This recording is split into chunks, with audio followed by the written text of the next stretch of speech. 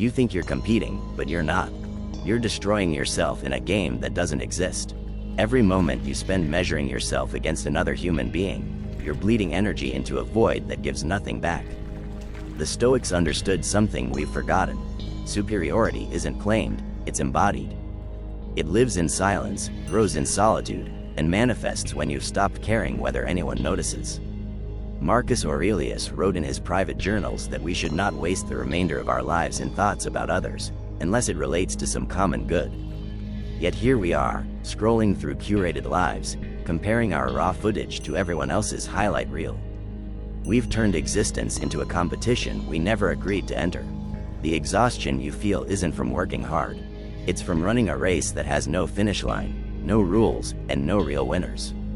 Here's what happens when you compete. You hand over your peace. You give strangers the remote control to your emotional state.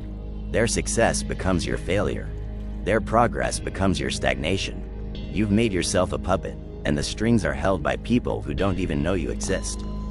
If you're ready to cut those strings and discover what you're actually capable of, stay with me. Subscribe now, because what comes next will change how you see everything. The most dangerous people in any room are the ones you don't notice competing. They're not performing. They're not announcing their moves. They're executing in silence while others are busy broadcasting their intentions. Seneca observed that nothing is more honorable than a mind that has prepared itself and is unaffected by external events. This is the foundation of silent superiority. It's not about being better than others. It's about being untouchable by the noise of comparison. When you stop competing, something shifts.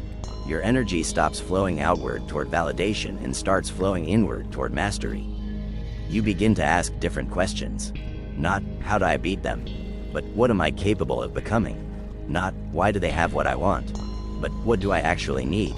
This redirection of focus is where real power accumulates.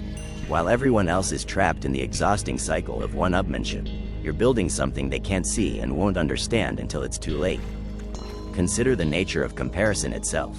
It's a rigged system designed to make you feel inadequate. You compare your worst to their best, your beginning to their middle, your private struggles to their public victories. The Stoics called this a distortion of judgment.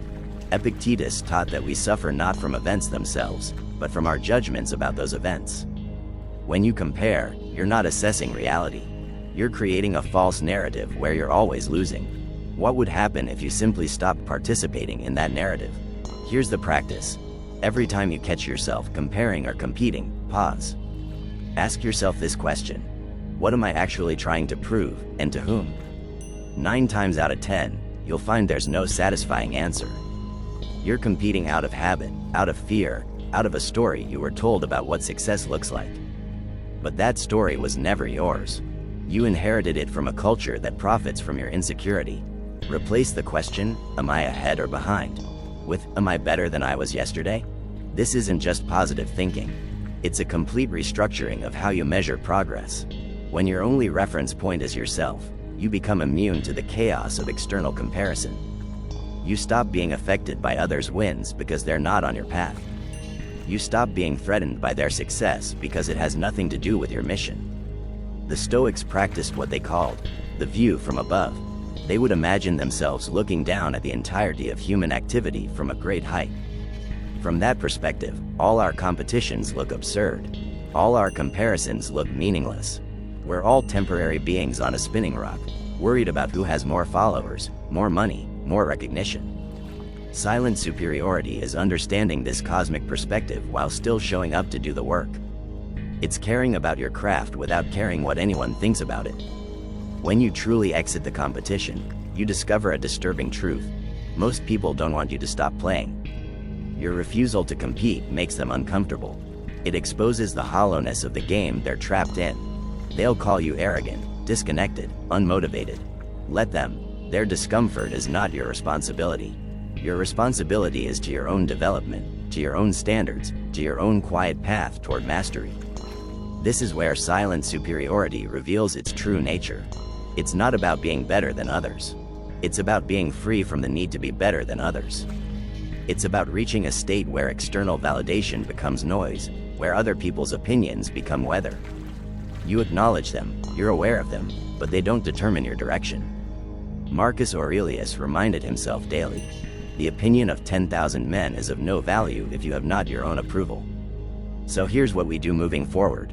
We stop announcing our goals. We stop tracking our progress against others. We stop consuming content designed to make us feel behind.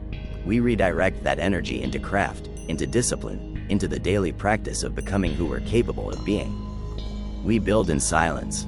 We improve in private.